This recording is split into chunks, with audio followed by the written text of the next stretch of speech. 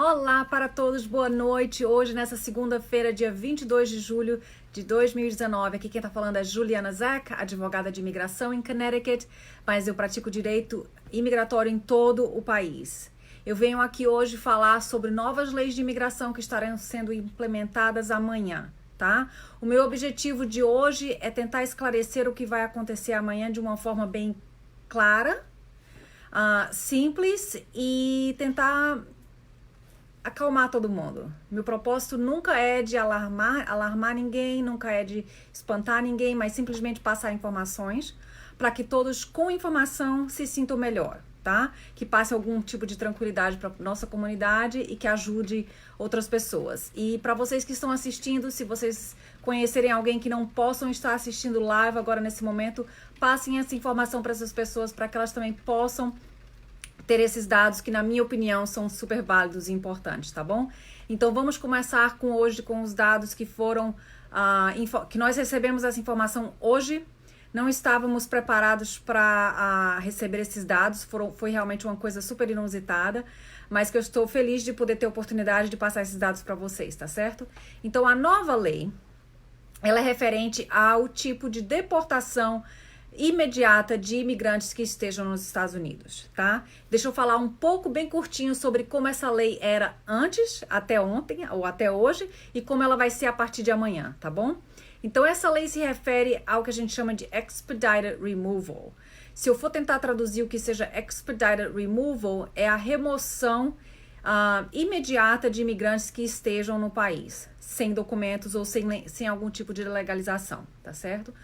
A partir de amanhã a lei vai mudar. E anteriormente essa lei dizia que se você tivesse em torno de 100 milhas da fronteira e com poucos dias de estadia aqui nos Estados Unidos, se você fosse apreendido, você seria deportado de imediato, sem ter direito a ir em frente a um juiz de imigração.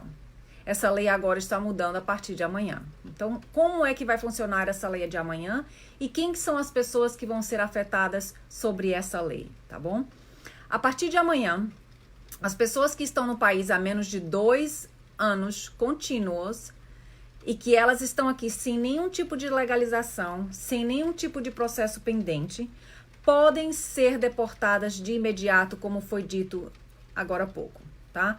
Então, por exemplo, vamos supor que você esteja no país há menos de 2 anos, você entrou talvez pela fronteira, você não foi apreendido, mas você agora está aqui, por exemplo, em Connecticut ou em Colorado ou em qualquer canto que seja do país, não precisa ser perto da fronteira, e você foi apreendido por um policial de imigração. Esse policial de imigração, ao fazer perguntas para você sobre a sua estadia aqui, sobre a sua nacionalidade, e você não puder comprovar que você está aqui legalmente, ou que você tem um processo pendente, ou que você não esteja aqui há mais de 2 anos, esse policial pode prender você, esse policial pode deportar você, mesmo sem você ter o direito de se defender perante um juiz, tá?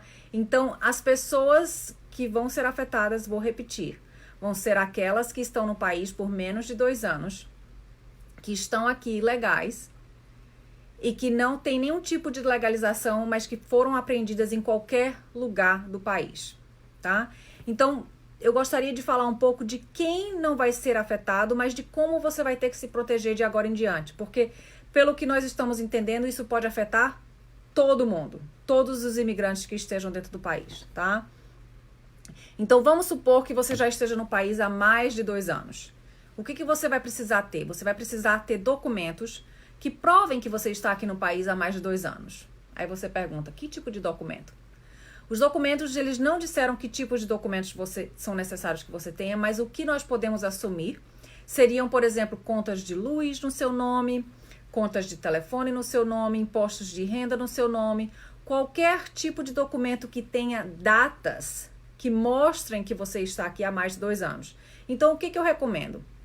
Eu recomendo que você crie uma pasta, tá? Para que fique uma coisa bem organizada e que, por exemplo, você guarde nessa pasta talvez extratos bancários de 2 anos, que mostre que você está aqui por 2 anos, ou contas de luzes por 2 anos. Se você não tiver todos os meses, pelo menos tenha algumas contas durante o período de 2 anos. Por exemplo, uma em janeiro, uma em março, uma em julho, uma em setembro e uma em dezembro, que seria em 4 meses, no mínimo, tá?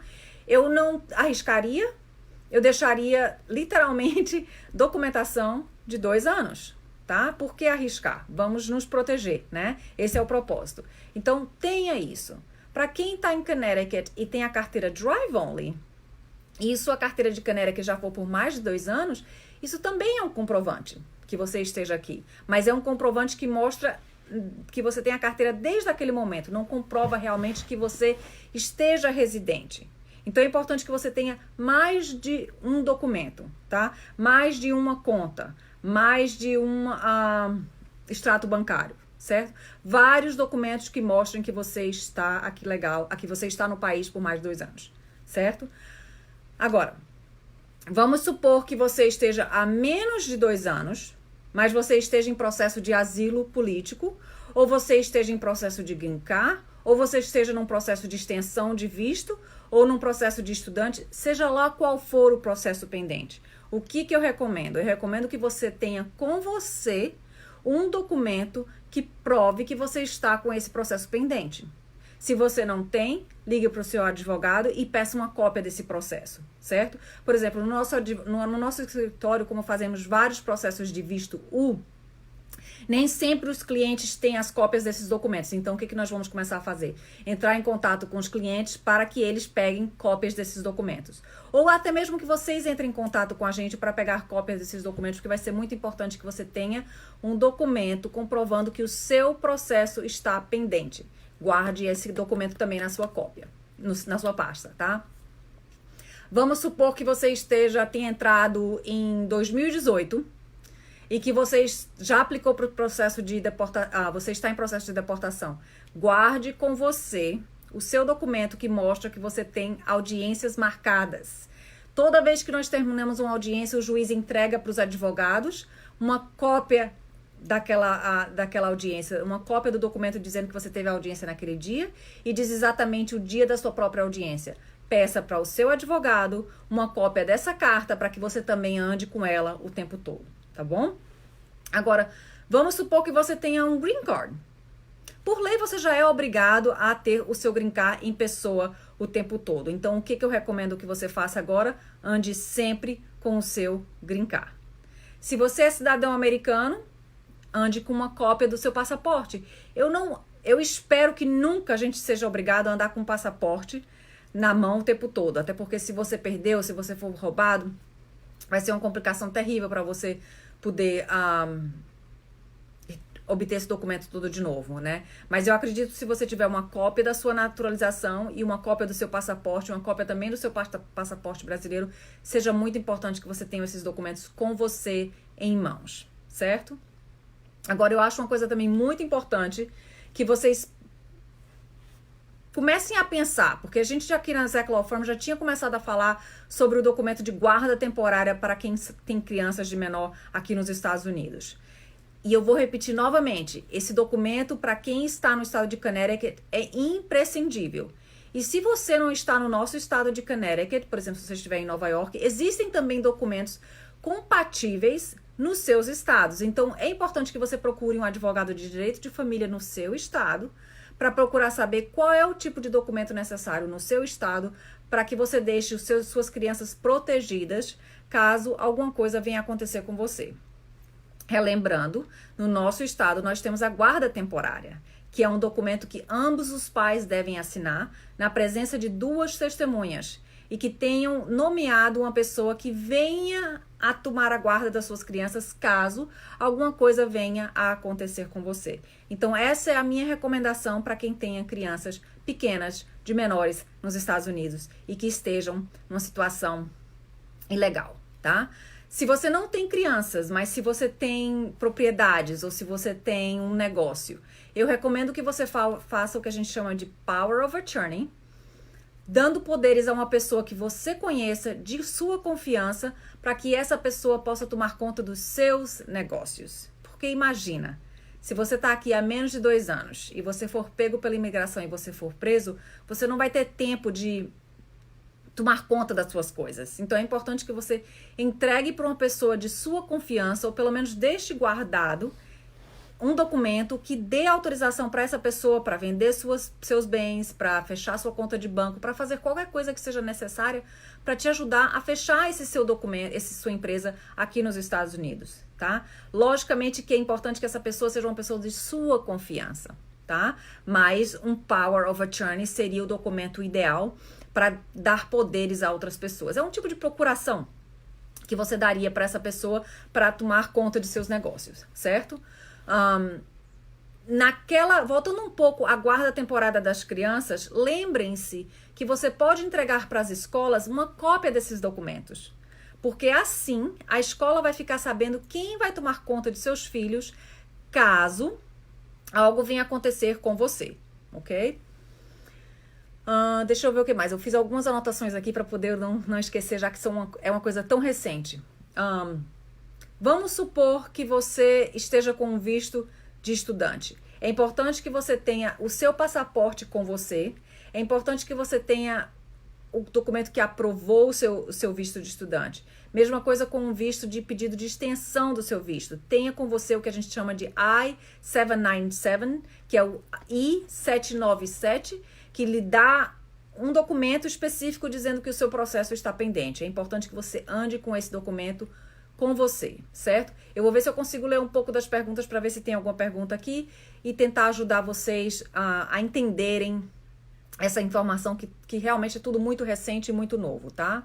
Tem uma pergunta aqui que diz o seguinte: pessoas indocumentadas que estão aqui há mais de 2 anos também correm o risco de expedited removal, deportation? Não. Essas pessoas não correm o risco de serem deportadas imediatamente, mas elas ainda correm o risco de serem deportadas. Então, o que vai ser imprescindível que as pessoas que estejam aqui há mais de 2 anos façam? Elas devem andar com qualquer tipo de documento, recomendo que seja mais de um. Se você tiver 10, ande com 10, que prove que você está nesse país há mais de 2 anos.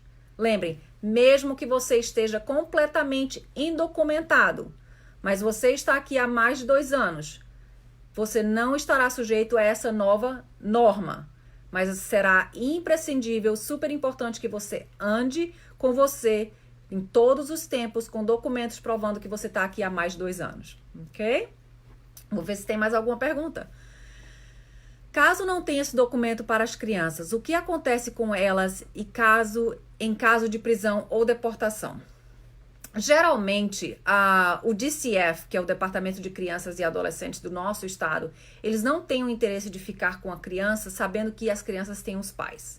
Se por algum motivo você for preso ou for deportado e essa criança não tiver um documento como esse, não tiver ninguém tomando conta das crianças, o DCF vai tentar entrar em contato com alguém da família ou algum familiar para que fique com as crianças, certo?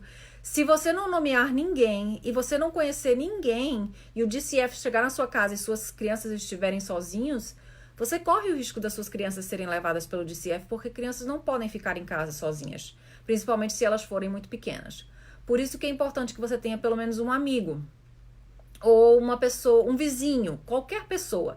Esse documento não precisa ser notarizado, esse documento não precisa ser registrado em corte, em tribunal, então é um documento muito simples. Nós já proporcionamos o link para esse documento.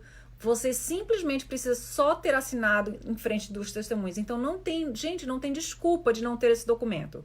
É um documento simples e super necessário, ok?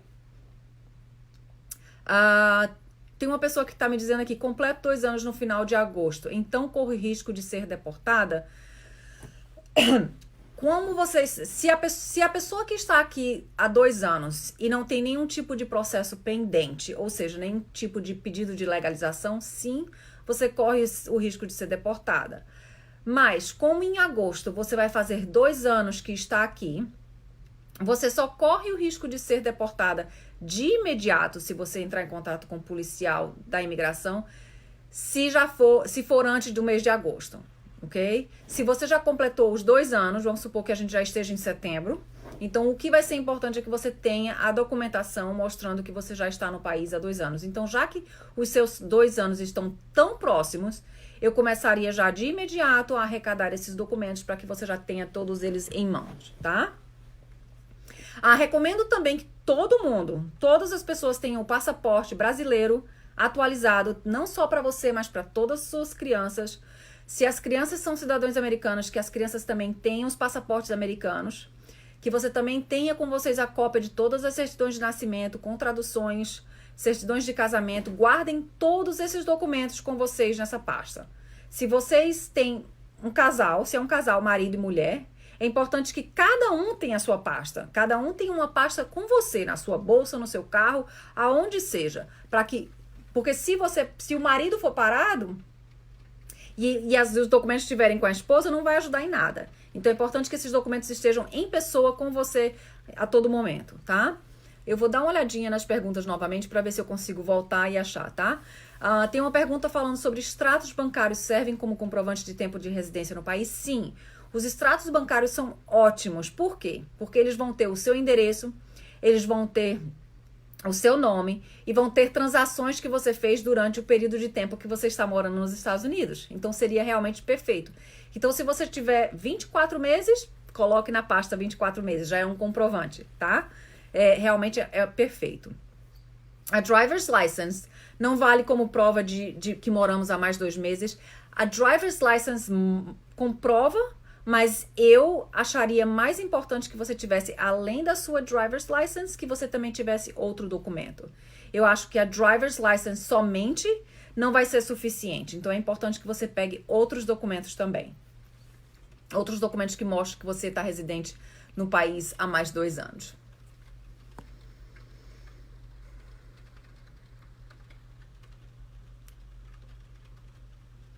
O passaporte brasileiro renovado há mais de 2 anos em um consulado brasileiro em território americano serve como prova?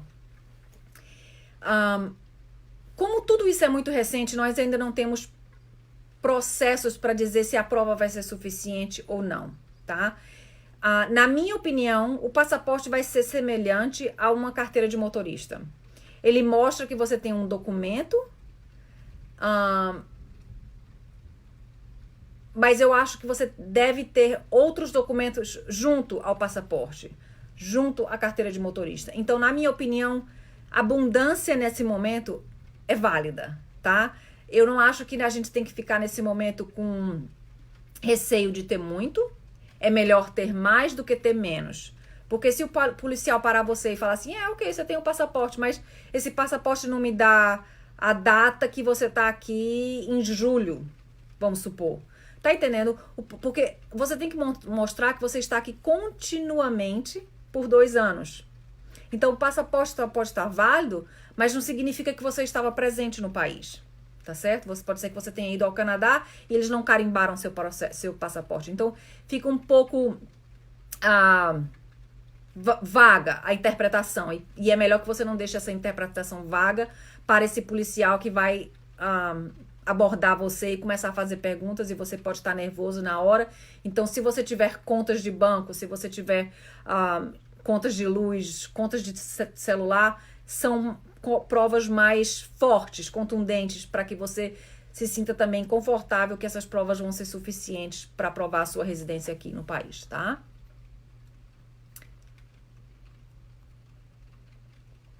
Os extratos bancários, com certeza, foram essas perguntas.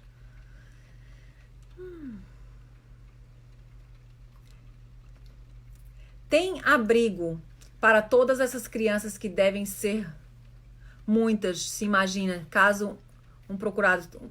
Peraí, desculpa, não estou entendendo a pergunta da Edna. Tem abrigo para todas essas crianças que devem de ser muitas, se cada um procura... Nossa, desculpa, Edna, não estou entendendo a sua pergunta. Não tô realmente entendendo. A pergunta da Natália. Contrato de aluguel pode ser usado como comprovante? Sim, contrato de aluguel é perfeito, porque num contrato de aluguel você vai ter exatamente... A chuva tá terrível lá fora e tá retrovejando. Então, para quem tá sem luz, eu ouvi falar que Danbury tá sem luz agora. Espero que vocês possam assistir depois. Voltando ao contrato de aluguel. O contrato de aluguel geralmente tem o nome da pessoa que está morando na casa, tem também a data de início do aluguel e tem o final do contrato do aluguel. Então, na minha opinião, é ótimo, tá? Então, eu recomendo também que tudo que vocês tenham no carro ou tenham na sua bolsa, que vocês façam uma cópia e deixem em casa, tá? Não fiquem só com o original. Se você tiver o original com você, tenha uma cópia em casa ou façam um escaneamento desses documentos e guardem num pendrive ou deixem em casa ou deixem num seguro, num cofre, alguma coisa. Eu só não quero que vocês percam esse documento e se caso alguém venha perder os documentos, você tenha outros em casa, tá? Tem outra pergunta aqui. Eu entrei pelo México, não entreguei. Nossa, desculpa, mas as perguntas... e essa é bem longa. Eu entrei pelo México, não entreguei a lei... não infringi a lei, cheguei no checkpoint e pedi asilo. Ah, entendi. Pedi asilo devido a um fato ocorrido comigo, verídico. E deram para você uma permissão de 3 anos, a qual irá vencer em 2019. Perfeito, em setembro.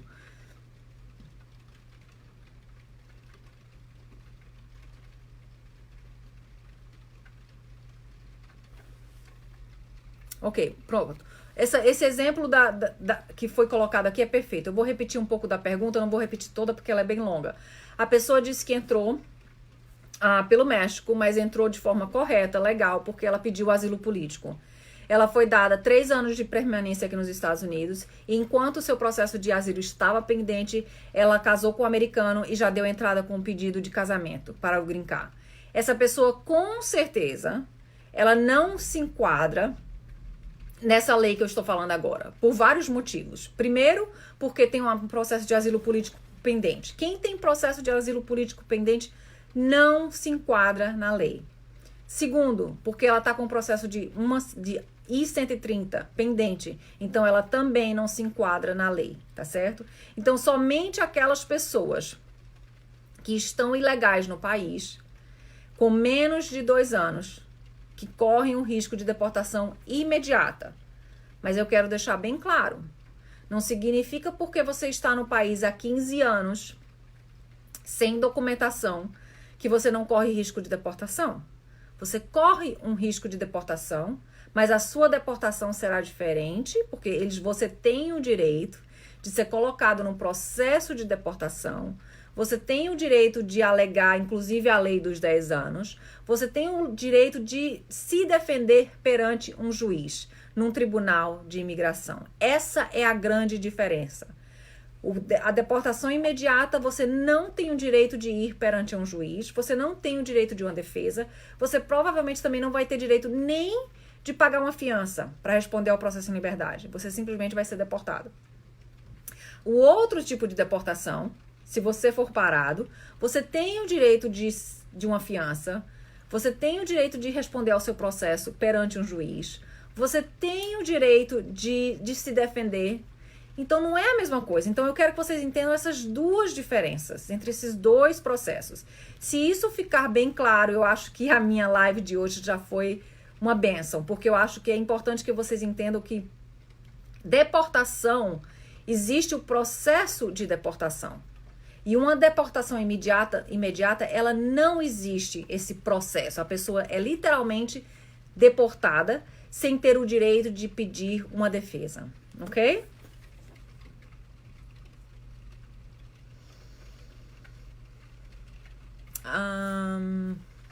Tem outro. Desculpa, gente, eu tenho que ler as perguntas, tá? Ok. E quem tem filhos nascidos aqui é um comprovante? Não necessariamente, tá? Porque, veja só, vamos supor que o seu filho tenha nascido em 2005. Logicamente, prova que você em 2005 estava aqui. Mas não prova que você estava aqui em 2006, 7, 8, 9 e assim por diante. Entendeu? Então, é um comprovante que você estava aqui naquele ano, naquele mês. Mas como você tem que provar por 2 anos, por isso que é importante que você tenha vários documentos. Pensem assim, se eu tenho que comprovar por 2 anos, cada mês eu vou querer um comprovante que eu estava aqui. Acho que assim fica bem simples, certo? Então, você vai querer uma coisa que mostre que você estava aqui em janeiro, fevereiro, março, abril, uma de cada mês, por 2 anos, ou seja, 24 meses, tá certo? Então, não é só uma prova, tá, gente? Então, pensem em juntar várias provas, porque outra pessoa perguntou, e o passaporte mostrando o visto? Sim, o passaporte é a mesma coisa de uma certidão de nascimento de uma criança. Vai mostrar que você entrou numa certa data, que você estava aqui numa certa data. Mas não significa que você ficou aqui esse tempo todo durante esses 2 anos, tá? Então, pensem, vou repetir, pensem nesse prazo prolongado, tá? Nessas provas de cada mês você ter uma prova de que você estava aqui no país, tá?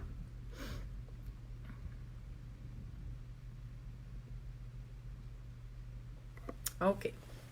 Então eu vou responder mais uma pergunta e vamos terminar a live de hoje, tá certo? Quem veio pelo Caicai com filhos e pedido de asilo pode ser mandado embora? Se você já está com um pedido de asilo político pendente, não. Somente se você entrou antes de 2 anos e você não entrou com nenhum tipo de asilo político, pedido de asilo político ou nenhum outro processo. Então, o que eu recomendo? Eu recomendo que vocês ainda não contrataram advogado para fazer um processo de asilo político e que ainda não completaram 1 ano, que entrem com um processo através de um advogado, tá? Logicamente, a gente tem que fazer uma avaliação para ver se você qualifica para o pedido, porque não é todo mundo que qualifica para um pedido de asilo político, tá? Se você acha que você qualifica para algum direito imigratório, faça uma consulta com um advogado. É sempre válido.